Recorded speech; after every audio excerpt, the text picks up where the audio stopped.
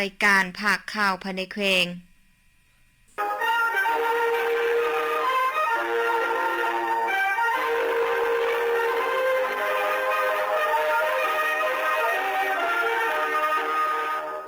ท่านผู้ฟังที่เคารพโต้ไปใจประธานมาฟังข่าวภายในแขวงที่มีหัวข้อข่าวพบเนื้อในดังต่อไปนี้เผยแพร่กฎหมายแผนพัฒนาและควบคุมเชื้อ HIV พยาธิเอดส์อยู่เมืองบุญเหนือนตอนเช้าของวันที่17มีนาคม2026นี้ที่ห้องประชุมห้องการสาธารณสุขเมืองบุญเหนือแผนกสาธารณสุขแขวงพงศาลีได้ลงเคลื่อนไหวเผยแพร่กฎหมายแผนพัฒนาและควบคุมเชื้อ HIV พยาธิเอดส์ให้เมืองบุญเหนือโดยการเป็นประธานและกล่าวเปิดของทานบุญเพชรตันสุพรรณของหัวหน้าแผนกสาธารณสุขแขวงเข้าร่วมรับฟังมีทานไสลังคำพาสุขกรรมการประจำพรรคเมืองห้องประธานคณะกรรมการปกครองเมืองผู้ชี้นำโครงเขตวัฒนธรรมสังคมขั้นเมืองมีทานสุริพรกิตติวงศ์หัวหน้าแขนงควบคุมพยาธิติดต่อแผนกสาธารณแขวงมีบรรดาหัวหน้าห้องการพนักงานวิชาการและภาคส่วนที่เกี่ยวข้องเข้าร่วมในกองประชุมผู้เข้าร่วมได้รับฟังการเสนอภาพการและควบคุมการติดต่อ HIV พยาธิเอดส์และพยาธิติดต่อทางเพศสัมพันธ์ซึ่งมาฮอดปัจจุบันแขวงพงศาลีมีผู้ติดเชื้อ HIV พยาธิเอดส์รวมมี49กรณีจากนั้นได้เผยแพร่กฎหมายว่าโดยการและควบคุมเชื้อ HIV พยาธิเอดส์ฉบับปรับปรุงปี2025เลขที่121/ปปทลงวันที่12สิงหาคม2024ซึ่งกฎหมายดังกล่าวมี11หมวดมี69มาตราซึ่งได้กำหนดหลักการระเบียบการมาตรการเกี่ยวกับการคุ้มครองติดตามกวดกาเวียกงานกันและควบคุมเชื้อ HIV พยาธิเอดส์เพื่อให้เวียกงานดังกล่าวดำเนินอย่างเป็นปกติมีประสิทธิภาพประสิทธิผลแน่ใส่ลุดพ้นการติดเชื้อ HIV การแพร่ระบาดของเชื้อ HIV พยาธิเอดส์การเสียชีวิตของผู้ติดเชื้อ HIV และผู้เป็นพยาธิเอดส์ผลกระทบต่อเศรษฐกิจสังคมของชาติรับประกันให้พลเมืองมีสุขภาพแข็งแรงสามารถเชื่อมโยงกับภาคพื้นสากลประกอบส่วนเข้าในการปกปักรักษาและพัฒนาประเทศชาติในกองประชุมผู้เข้าร่วมยังได้ประกอบความคิดความเห็นเพื่อเป็นเอกภาพในการจัดตั้งปฏิบัติการและควบคุมเชื้อ HIV พยาธิเอดส์อยู่แขวงพงศาลีให้ได้รับผลดีกองประชุมครบคณะบริหารงานพรรคเมืองสัมพันธ์ครั้งที่4สมัยที่15กองประชุมดังกล่าวได้จัดขึ้นในวันที่13มีนาคม2026ที่สโมสรเมืองสัมพันธ์แขวงพงศาลีโดยภายใต้การเป็นประธานเข้าร่วมของสหายหุ่มเพงจอมวิสารกรรมการประจำพรรคแขวงประธานแนวราสังสาสแขวงทั้งเป็นผู้ที่นำเวียกงานรอบด้านของเมืองสัมพันธ์มีสหายทงตือเกียรติสบงกรรมการพรรคแขวงเลขาพรรคเมืองมีบรรดาสหายคณะประจำพรรคเมืองกรรมการพรรคเมืองทีมงานของแขวงและองค์การที่เกี่ยวข้องเข้าร่วมในประชุมสหายทงตือเกียรติสบงกรรมการพรรคแขวงเลขาพรรคเมืองมีคำเห็นชี้นำและกล่าวเปิดของประชุมว่ากองประชุมครบคณะบริหารงานพรรคเมืองสัมพันธ์ครั้งที่4สมัยที่15ในครั้งนี้แม้นจะได้รับฟังการตีราคาการประกอบคำเห็นต่อการปฏิบัติหน้าที่และความรับผิดชอบของบรรดาสหายคณะบริหารงานพรรคเมืองสมัยที่15ให้มีเนื้อในลึกซึ้งซึ่งตีราคาได้ยังภาวะวิสัยถูกต้องชัดเจนและสอดคล้องกับความเป็นจริงเกี่ยวกับผลสำเร็จด้านดีด้านอ่อนข้อคงค้างในการนำพาชี้นำของบรรดาสายในคณะบริหารงานพรรคเมืองสมัยที่15นี้ก็เพื่อเป็นพื้นฐานบนอิงและเหตุในการนำพาชี้นำของบรรดาสายในคณะบริหารงานพรรคเมืองให้มีประสิทธิผลดีขึ้นกว่าเก่าจากนั้นบรรดาสายคณะบริหารงานพรรคเมืองสัมพันธ์ได้ผลัดเปลี่ยนกันประกอบคำเห็นต่อกันนำพาชี้นำของบรรดาสหายในคณะบริหารงานพรรคเมืองสมัยที่15ยังเป็นกงไปกงมาและรับรองเอาแผนเวียกจุดซุ่มปี2026ตอนท้ายกองประชุมได้รับฟังการโอ้ลุ่มของสหายโฮมเพงจอมวิสารกรรมการประจำพรรคแขวงประธานแนวราสังสาสแขวงซึ่งสหายได้เรียกร้องให้บรรดาสหายคณะพรรคคณะประจำสืบต่อยกสูงความสามารถนำพาของคณะพรรคด้วยกันกำแน่นแนวทางมติคำสั่ง10นาทีของแต่ละภาคส่วนให้ลึกซึ้งสืบต่อเอาใจใส่เรียกงานศึกษาอบรมการเมืองแนวคิดให้เป็นกกนำเอาแนวทางแผนนโยบายมติคำสั่งข้อกำหนดระเบียบการของพรรคกฎหมายของรัฐบนเสื้อต่างๆศึกษาอบรมให้พนักงานสมาชิกพรรคนายและผลตำรวจนายและผลทหารประชาชนบรรพเผ่าได้รับรู้และเข้าใจ สืบต่อจัดตั้งปฏิบัติต่อยุทธศาสตร์ของพรรคหันเอาคำสั่งแนะนำของกรมการเมืองศูนย์กลางพรรคว่าด้วยมาตรการหันลงก่อสร้างรักฐานการเมืองพัฒนาชนบทรอบด้านตามความตื่นตัวการเมืองของพนักงานสมาชิกพรรคติดพันกับการปฏิบัติเวียกงานปกสการพัฒนาเศรษฐกิจสังคมเวียกงานพัวพันร่วมมือกับต่างประเทศอย่างกลมเกี่ยวปฏิบัติเวียกงานวาระแห่งชาติว่าด้วยการต้านและสกัดกั้นยาเสพติดกำแน่นสภาพการต่างๆของประชาชนและสมทบกับอำนาจการปกครองท้องถิ่นเพื่อพร้อมการแก้ไขปรากฏการณ์โยโทษต่างๆในความรับผิดชอบให้มีความสงบดีขึ้นเรื่อยๆกองประชุมครบคณะบริหารงานพรรคเมืองใหม่เปิดกว้างครั้งที่3สมัยที่15กองประชุมครบคณะบริหารงานพรรคเมืองเปิดกว้างครั้งที่3สมัยที่15ได้ไขขึ้นณตอนเช้าของวันที่16มีนาคม2026นี้ที่สโมสรหลังใหม่ของเมืองแขวงพงศลีโดยการเป็นประธานของสหายพรทวีไสมนตรีกรรมการพรรคแขวงเลขาคณะบริหารงานพรรคเมืองมีบรรดาสหายรองเลขาพรรคเมืองหัวหน้าห้องการห้องการเลขาคณะพรรคหักฐานกลุ่มบ้านเลขาพรรคบ้านเข้าร่วมทั้งหมด55สหายหญิง11สหายในโอกาสดังกล่าวสหายพรทวีไสมนตรีกรรมการพรรคแขวงเลขาคณะบริหารงานพรรคเมืองได้มีคำเห็นกล่าวเปิดกองประชุมซึ่งสหายได้กล่าวว่ากองประชุมครั้งนี้ได้ดำเนินในท่ามกลางบรรยากาศที่ทั่วภาคทั่วรัฐทั่วกำลังประกอบอาวุธและทั่วปวงชนมีความภาคภูมิใจ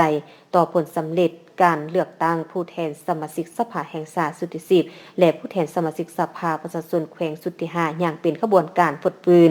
ซึ่งผลสำเร็จดังกล่าวเต็มไปด้วยเนื้อในอันสำคัญที่เป็นการสืบต่อบูรณะระบอบประชาธิปไตยประชาชนเข้าสู่ล่วงเลิกสร้างทวงทาและพื้นฐานอันนักแน่นให้แก่การนำพาประเทศชาติพ้นจากความทุกข์ยากความด้อยพัฒนาและก้าวเดินสู่จุดหมายสังคมนิยมเป็นกองประชุมที่มีความหมายความสำคัญมีลักษณะ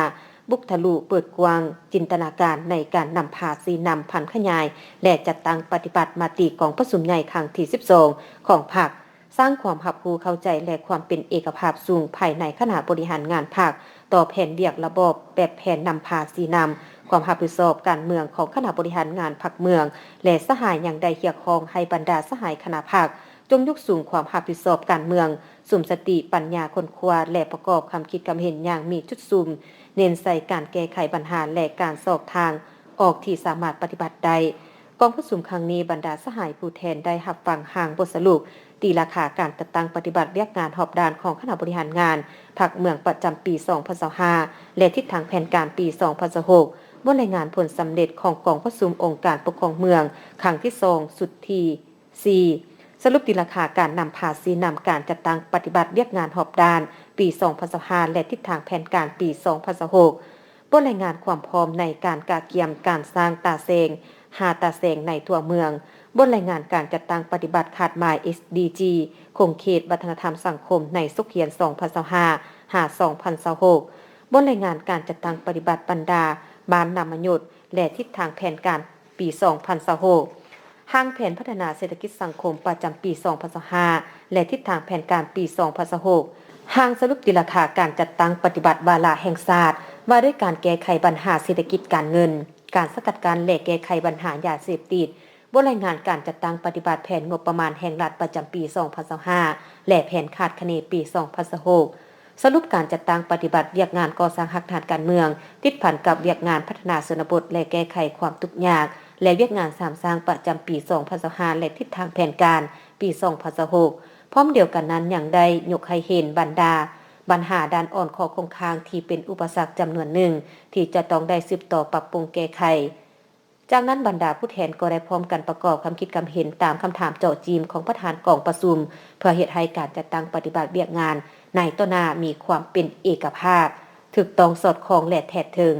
มาในตอนท้ายของกองประชุมยังได้รับฟังการโอลมและมีคำเห็นชี้นำจากสหายพรทวีไสมนตรีกรรมการพรรคแขวงเลขาคณะบริหารงานพรรคเมืองซึ่งก่อนอื่นสหายได้แสดงความยองยอสมเสยต่อการนำพาชี้นำของคณะพรรคแต่ละคันที่ได้นำพาสมาชิกพรรคพนักงานปฏิบัติหน้าที่ของตนอย่างต่างหน้าและได้รับผลสำเร็จพร้อมทั้งเรียกร้องให้คณะพรรคทุกคันต้องสืบต่อเอาใจใส่ในการเฮ็ดเวียกงานศึกษาพรมการเมืองแนวคิดด้วยหลายรูปหลายวิธียกสูงคุณธาตุการเมืองให้นักแน่นเพื่อเฮ็ดให้พนักงานสมาชิกพรรค เข้าใจและปฏิบัติตามระเบียบกฎหมายของรัฐมาติของคันเทิงพร้อมกันนำเอาเนื้อในของกองประชุมครั้งนี้นำไปจัดตั้งปฏิบัติและพันขยายเข้าในหน้าที่เวียกงานแต่ละของเขตให้ปรากฏผลเป็นจริงและสืบต่อแก้ไขด้านอ่อนข้อคงค้างตั้งหน้าประกอบส่วนเข้าในการสกัดกั้นแก้ไขบรรดาปรากฏการณ์ย่อท้อต่างๆที่เกิดขึ้นในท่านแถวพนักงานสมาชิกพรรคให้ลดน้อยถอยลงเทละก้าวพิธีประกาศแต่งตั้งหน้าที่คันหัวหน้าห้องหัวหน้าอยู่กองบัญชาการทหารเมืองพงศาลีตอนเช้าวันที่13มีนาคม2022นี้ที่สโมสรกองบัญชาการทหารเมืองพงศาลีได้จัดพิธีประกาศแต่งตั้งหน้าที่คันหัวหน้าห้องหัวหน้าโดยการเป็นประธานของสหพลจัตวาเสียงเพลงบัวละวงศ์กรรมการพรรคแขวงเลขาคณะพรรคหัวหน้าการเมืองกองบัญชาการทหารแขวงพงศาลีมีสหายบุญสวัสดิ์สุวงศ์ไสกรรมการพรรคแขวงเลขาพรรคเมืองประธานป้องกันศาสตร์ป้องกันความสงบเมืองสหายพันโทคำดามาลาแซงกรรมการประจำพรรคเมืองเลขาคณะพรรคท่านหัวหน้าการเมืองกองบัญชาการท่านเมืองพงศาลีมีคณะพรรคคณะบรรษาตลอดฮอดนายและพลทหารเข้าร่วมจำนวน70สหายหญิง10สหายสหายพันโทพรไซธรรมเส้นไซหัวหน้าแผนกพนักงานห้องการเมืองได้ขึ้นผ่านโคตกลงของกระทรวงป้องกันประเทศฉบับเลขที่0046 756ทับกปทนครหลวงเวียงจันทน์ลงวันที่2มีนาคม2026ว่าด้วยการแต่งตั้งคณะบัญชากองบัญชาการทหารเมืองพงศาลีที่ขึ้นกับกองบัญชาการทหารแขวงพงศาลีในนี้แต่งตั้งสหายพันโทสมเพชรจอมมะลีเป็นหัวหน้าการทหารสหายพันโทสีสว่างยินณตาลเป็นรองหัวหน้าการทหารทั้งเป็นหัวหน้าแผนกเสนาธิการกองบัญชาการทหารเมืองพงศาลีสหายพันโทเพ่งเซไสยวงศ์เป็นรองหัวหน้ากองบัญชาการทหารเมืองรับผิดชอบเวียกงานพลาธิการทั้งเป็นหัวหน้าแผนกพลาธิการกองบัญชาการทหารเมืองพงศาลีพร้อมทางผ่านโคตกลงของกองบัญชาการทหารแขวงพงศาลีฉบับเลขที่148ทับกบสพลลงวันที่11กุมภาพันธ์2026ว่าด้วยการแต่งตั้งหน้าที่อยู่กองบัญชาการทหารเมืองพงศาลีในนี้แต่งตั้งสหายพันโทวิไลพรอินสมมาตรเป็นรองหัวหน้าการเมืองทั้งเป็นหัวหน้าแผนกการเมืองอยู่กองบัญชาการทหารเมืองพงศาลีในพิธีมีความหมายความสำคัญสหายพลจัตวาเสียงเพลงบรวงศ์ประธานพิธีได้โอลมต่อพิธีซึ่งคนอื่นสหายได้แสดงความย่องยอสมเสยต่อผู้ที่ถูกแต่งตั้งหน้าที่ใหม่ที่มีความเฮาหันสำเร็จหน้าที่ที่การเมืองของตนในระยะผ่านมาพร้อมทั้งได้เน้นหนักบางปัญหาที่จะต้องได้เอาใจใส่เป็นต้นความเป็นแบบอย่างที่ดีในการปฏิบัติข้อกำหนดกฎระเบียบของพรรคกฎหมายของรัฐและของกลุ่มกองวางออกมีความสามัคคีภายในหมู่คณะและพนักงานนักรบภายในกลุ่มกองเฮ็ดให้กลุ่มกองมีความสงบและเป็นระเบียบเรียบร้อยโดยความหนักแน่นขึ้นเทื่อละก้าวเมืองบุญเหนือประกาศหับของบ้านและครอบครัวแบบอย่างปฏิบัติกฎหมายประจำปี2025สร้างสังคมเคารพระเบียบวินัยเพื่อความสงบสุขแบบยืนยงเพื่อเป็นการยุกสูงสติการเคารพและปฏิบัติรัฐธรรมนูญก็คือกฎหมายให้เข้าสู่ชีวิตการเป็นอยู่ของประชาชนอย่างทั่วถึงนั้นวันที่17มีนาคม2026ได้มีพิธีมอบหับใบยั่งยืนครอบครัวและบ้านแบบอย่างปฏิบัติกฎหมายประจำปี2025ขึ้นอย่างสมเกียรติเป็นเกียรติก้องห่วมเป็นประธานของทานดิสันวงศ์นครประธานคณะกรรมการปกครองเมืองผู้ชี้นำองค์การปกครองกฎหมายต่างนาจากองค์การที่เกี่ยวข้องอำนาจการปกครองบ้านและประชาชนเข้าร่วมในพิธีทานบีเซียนเบียนทวงศ์ได้กล่าวจุดประสงค์ซึ่งทานได้ยกให้เห็นถึงความหมายความสำคัญของการสร้างบ้านและครอบครัวแบบอย่างปฏิบัติกฎหมายเป็นพื้นฐานอันสำคัญในการสร้างสาพัฒนาประเทศชาติให้มีความสงบและเป็นระเบียบเรียบร้อยจากนั้นต่างนาองค์การปกครองบ้านได้ขึ้นผ่านบทสรุปรอบด้านในการสร้างครอบครัวและบ้านแบบอย่างปฏิบัติกฎหมายตลอดปี2025ที่ผ่านมาบทสรุปได้ส่งแสงให้เห็นถึงความตื่นตัวของประชาชนที่หันมาให้ความสำคัญต่อการดำรงชีวิตภายใต้ระเบียบกฎหมายการแก้ไขข้อขัดแย้งภายในบ้านด้วยสันติวิธีและการรักษาความสามัคคีปรองดอง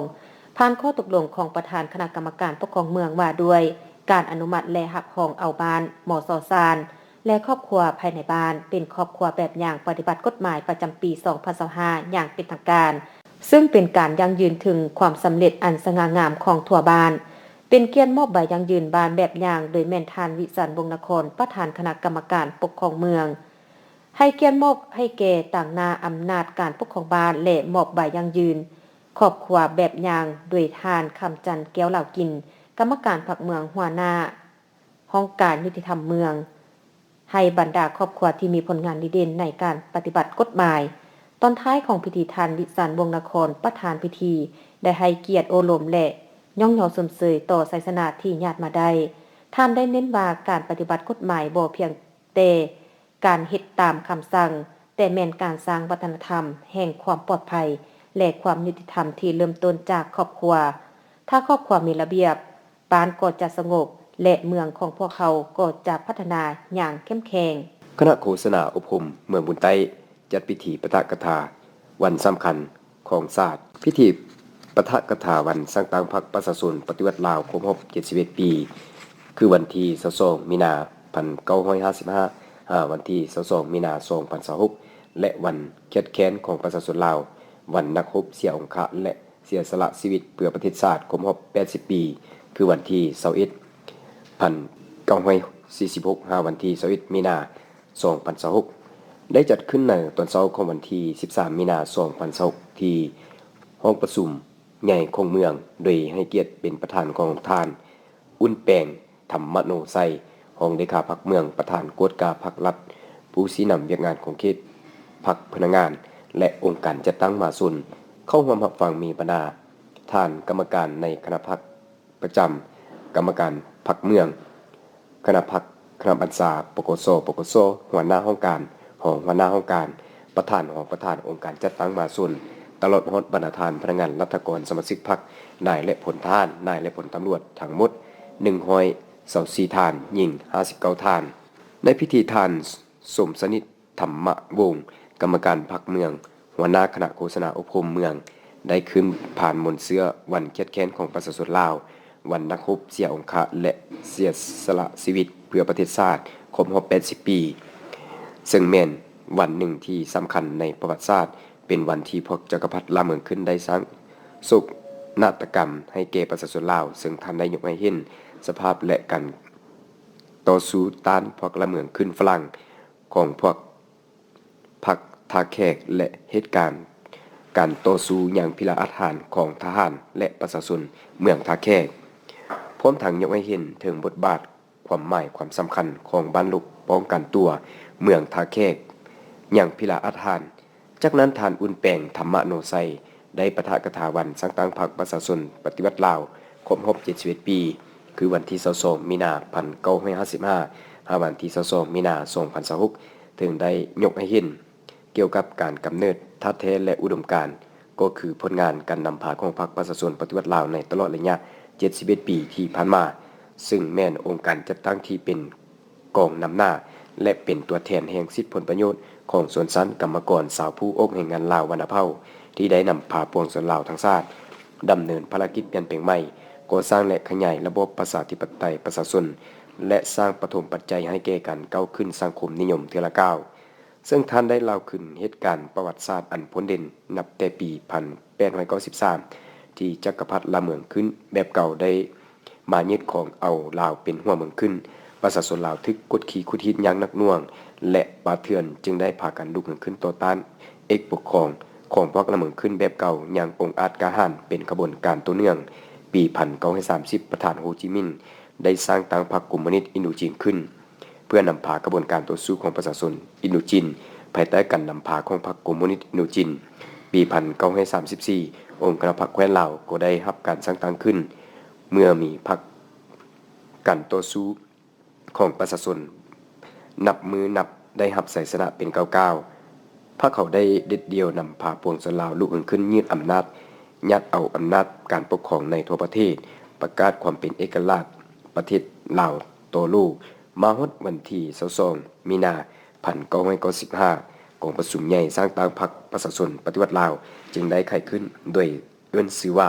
พรรคประชาชนลาวประธานไกรสอนพรหมิหารได้ถูกเลือกตั้งเป็นเลขาคณะสีนำศูนย์กลาง เลขาธิการใหญ่พร้อมทั้งได้วางแผนดำเนินงานของพรรค12 ข้อเป็นโครงการการเมืองฉบับทำอิฐเพื่อแน่ใส่เฮ็ดร้อนหน้าที่ในระยะใหม่กลายเป็นแนวทางกู้ชาติต้านจักรพรรดิผู้หุกหานจุดประสงค์ปะทะกถาครั้งนี้แม่นเพื่อเป็นการหวนคืนมวลเสื้อและระลึกถึงเหตุการณ์สำคัญทางด้านประวัติศาสตร์เป็นต้นมวลเสื้อและไสยชนะอันยิ่งใหญ่ของ